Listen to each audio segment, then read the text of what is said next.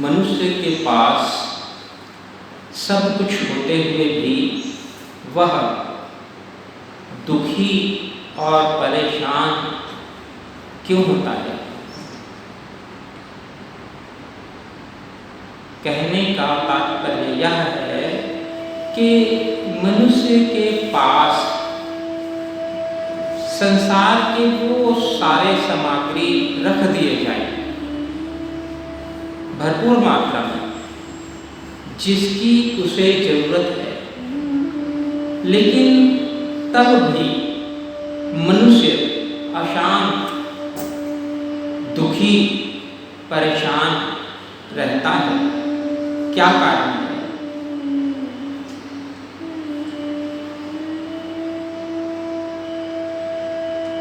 गंभीर सवाल है जिस ओर मनुष्य का ध्यान नहीं जाता है। इस बात को समझने के लिए मनुष्य को पहले अपने इस देह को समझना होगा। यह जो देह है, यह 5-6 फुट का पुतला ही नहीं है। इसके अंदर 5 तत्व, 25 प्रकृति, 3 गुण मौजूद हैं और इनके बीच में मन है। प्राकृतिक अर्थात 25 प्रकृति, 5 तत्व, 3 गुण के जरिए यह शरीर कायम है, इसमें रहने वाला मन कायम है।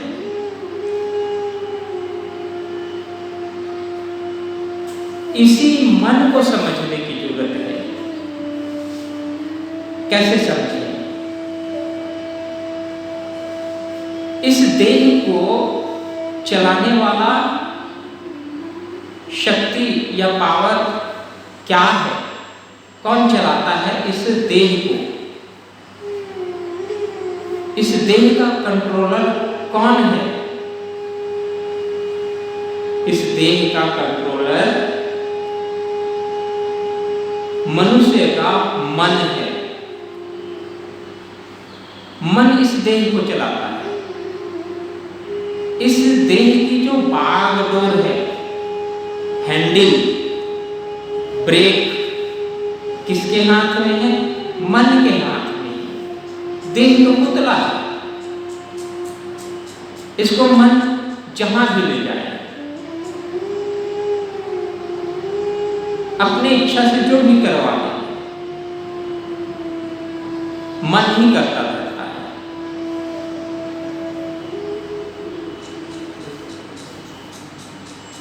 अब सवाल पैदा यह होता है कि मन ही करता रहता है तो मन बेचैन क्यों रहता है? दुखी और परेशान क्यों होता है सब कुछ होते हुए?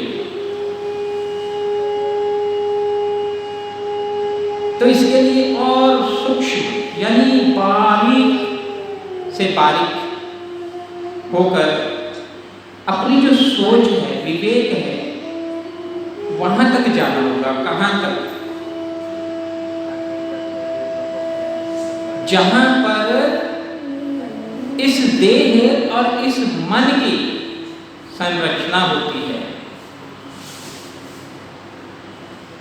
मां के पेट में जीव का रूप लेकर या एक शरीर लेकर बाद में आता है।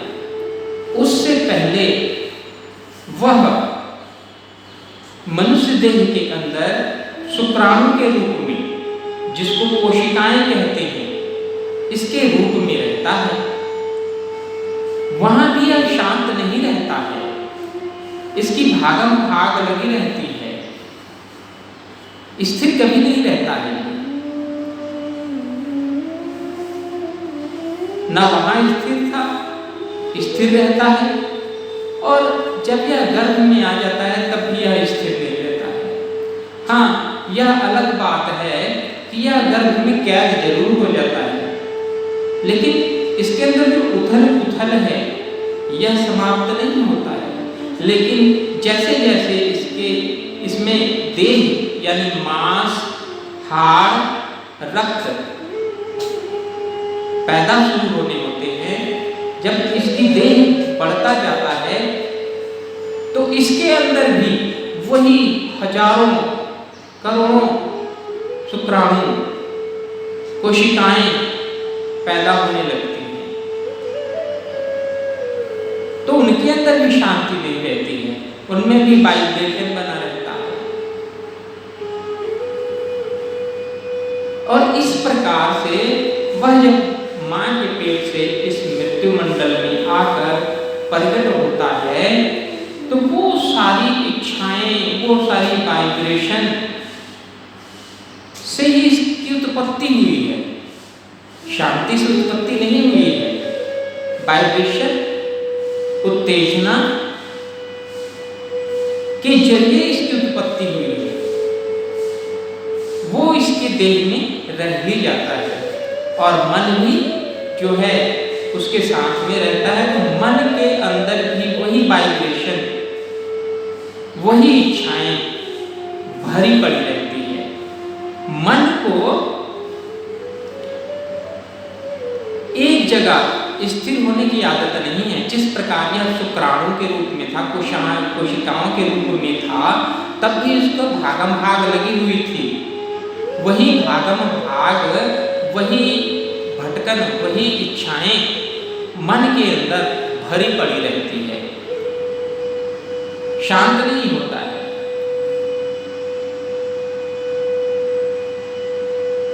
तो मन को अब समझने की जरूरत है। हमने समझा कि इस देह को कौन चलाता है? मन चलाता है। अब मन को समझें कि मन की क्या आदत है, मन क्या चीज है, मन क्या कर सकता है। तो मन इच्छाओं से भरा पड़ा है, अनेक इच्छाएं हैं। इसकी कोई एक इच्छा नहीं है जो पूरी हो जाए। एक पूरी नहीं होती है, 10 और लाकर खड़ा कर देता है।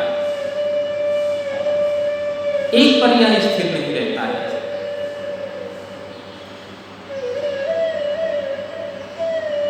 उदाहरण के लिए एक छोटा बच्चा 4-5 साल का, वह कभी स्थिर नहीं रहता है। कभी वह ऊंची जगह में चढ़ जाता है, वहां से छलांग लगाता है, कभी किसी चीज को पकड़कर पटकता है, किसी डंडे या लाठी से किसी चीज को पीट के ध्वनि उत्पन्न करता है, नटखट करता है, नाना प्रकार के उपद्रव करता है। शांत वह नहीं बैठता है। ऐसा नहीं है कि मम्मी पापा उसको मना नहीं करते हैं, नहीं रोकते हैं, रोकते हैं, बार बार रोकते हैं, बदमाशी मत कर, शांति से बैठ जा, पढ़ाई कर ले, सब कुछ कहते हैं। लेकिन फिर भी वह बच्चा अनसुनी करके अपने शरारतों से बाज नहीं आता है। वही हाल मन का है। कुछ सज्जन पुरुष जो मन की गतिविधियों को समझना शुरू कर जाते हैं, वे मन को कंट्रोल करने का प्रयास करते हैं कि यह मत कर, वह मत कर, शांति से रह। लेकिन मन कहना नहीं मानता है। वह अपने लय में रहता है, अपने रफ्तार में रहता है, वह करता ही रहता है। तो अब सवाल पैदा हुआ कि हमने मन को जाना कि मन ऐसा है, हुड़दंगबाज है, शांति से बैठने वाला नहीं है। तो अब सवाल यह पैदा हुआ कि इसको शांत कैसे करें, इसको शांति प्रदान कैसे करें। तो इसके लिए क्या करना है, ध्यान से सुनिए। जैसे बच्चे का उदाहरण दिया गया कि वह शरारतों से बाज नहीं आता है, तो जब उसको हम शरारतें उसकी रोकनी होती है तो उसको बढ़िया सा कोई खिलौना देना पड़ता है, अच्छा सा खिलौना। उस खिलौने को पाकर वह बच्चा उसमें खो जाता है, सारा शैतानी भूल जाता है, उपद्रव करना छोड़कर उस खिलौने से वह चिपक जाता है, उसका सारा ध्यान केंद्र बिंदु उस खिलौने पे चला जाता है। वही हाल मन के साथ हमें करने की जरूरत है। बच्चे को तो हमने खिलौना दे दिया, अब मन को क्या दें? तो मन को जो देने की चीज है, स्थिर करने की चीज है, वह है ध्यान, मेडिटेशन, विपासना। लेकिन सवाल पैदा हुआ कि कैसे इसको मेडिटेशन कराएं, कैसे विपासना में लेके जाएं। तो इसको भी ध्यान से सुनने की जरूरत है। हमारा मन जो है 24 घंटे में कम से कम 12 से 14 घंटा संसार में उलझा रहता है। चाहे वो संसारिक काम काज हो, बच्चों के लिए खेल कूद का मसला हो, रोजी रोटी कमाने का साधन जरिया हो, इन सब साधनों में मन उलझा रहता है। और 8 से जो 10 घंटे हैं यह सोने में निकल जाता है। अच्छा, यहाँ पर सोने की बात करते हुए यह भी बात बता देना जरूरी है कि जब मनुष्य सोता है तो उसकी जो देह है, बॉडी, शरीर, वह सोता है, मन नहीं सोता है। मन के अंदर तो उथल पुथल उस समय भी लगा रहता है, देह भले ही सोया रहता है, लेकिन मन अपनी हरकतों से बाज नहीं आता है। संकल्प, विकल्प, विचार लगा ही रहता है, जिसको उठने के बाद क्या कहते हैं, सपना। तो यह इसकी आदत है। खैर, हम मन को ले जा रहे थे एक चित्त करने के लिए, शांति प्रदान करने के लिए। तो मन को जब हम शांति की ओर ले जाते हैं, मेडिटेशन, ध्यान की ओर ले जाते हैं, तब क्या करना होता है? जो हमारा मन दिन भर सांसारिक पदार्थों में उलझा रहता है, उसको अपने यहाँ केंद्र बिंदु में स्थिर करना है। यह आसानी से वहां खड़ा नहीं होता है, आदत से मजबूर है, झट से वह विचारों में बह जाता है, किसी चीज के ख्यालों में बह जाता है, किसी चीज के सोच में डूब जाता है, यहाँ नहीं रह पाता है। लेकिन फिर इसको ला के समेट कर कहीं बिठाना है, फिर यह जाता है, फिर समेटना है, फिर जाता है, फिर समेटना है। ये संघर्ष है जो शुरू में बहुत ज़्यादा करना पड़ता है। समेट कर लाकर इसको यहाँ बिठाकर एक चित्त रखना है। तो इससे पहले हमें क्या करना है? इससे पहले हमें एक आसन अपनाने की जरूरत है, जिसको पालथी मारकर अपना सकते हैं, या पालथी नहीं मार सकते हैं तो किसी कुर्सी के सहारे में बैठकर एक आसन अपना सकते हैं। दीवार की ओंट लेकर बैठ सकते हैं, ये आसन है। तो इस आसन में तन स्थिर, अर्थात शरीर को स्थिर करना है। शरीर के अंदर भी वाइब्रेशन है। वाइब्रेशन क्यों है? जैसा कि पहले कहा गया कि इसके अंदर शुक्राणु हैं, कोशिकाएं हैं, जो वाइब्रेशन के यहाँ से वहाँ भागने में लगे हुए हैं। तो शरीर में स्थिर कहाँ होना है? तो इस शरीर को भी स्थिर करना है। तन स्थिर, अडोल, एक टक। और जब यह शरीर अडोल एक चित्त हो जाता है तो यह एक प्रकार से सुन्न हो जाता है। कैसा सुन्न? जैसे हम रात को सोते हैं उसी प्रकार यह सुन्न होता है। जैसे सोते हैं तो सुन्न नहीं होता है, शरीर का ख्याल नहीं रहता है कि शरीर हमारा सोया है या बैठा है, क्या कर रहा है, इस पे ध्यान नहीं रहता है। लेकिन जब हम ध्यान में तन स्थिर करते हैं तो शरीर सुन्न हो जाता है।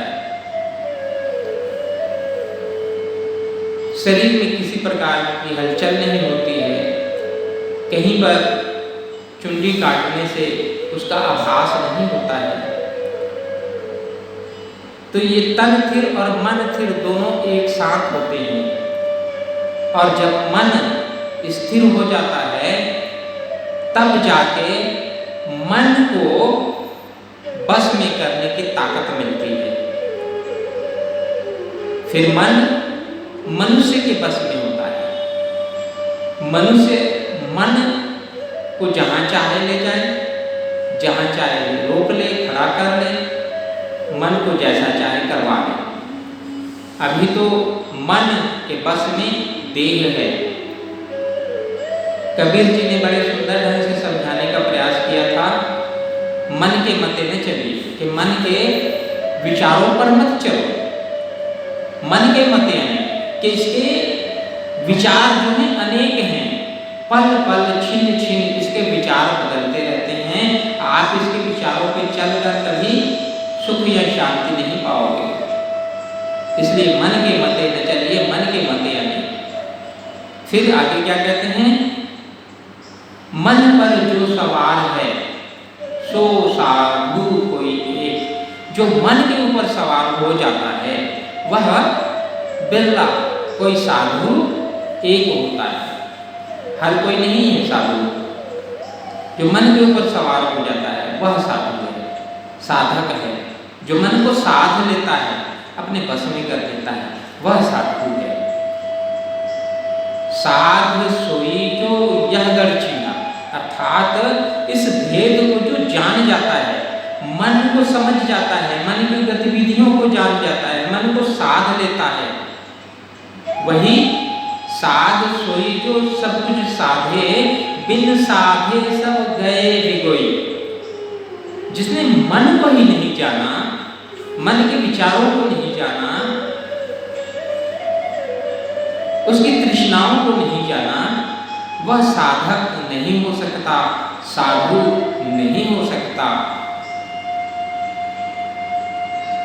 साधु जो साधता है, भूख, निद्रा, प्यास, आशा, मनसा, काम, क्रोध, लोभ, मोह, अहंकार, इन सब को साधने वाले को साधक साधु कहते हैं। पहले साधक उनको साधने वाला, जब उसमें वह पूर्ण रूप से दक्ष हासिल कर लेता है तब वह साधु होता है।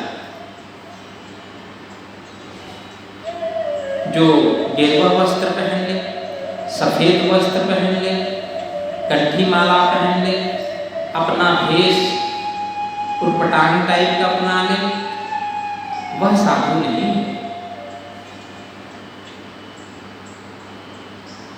तो मन की गतिविधियों को समझकर मन को बस में करना साधुगिरी है, साधुवाद है।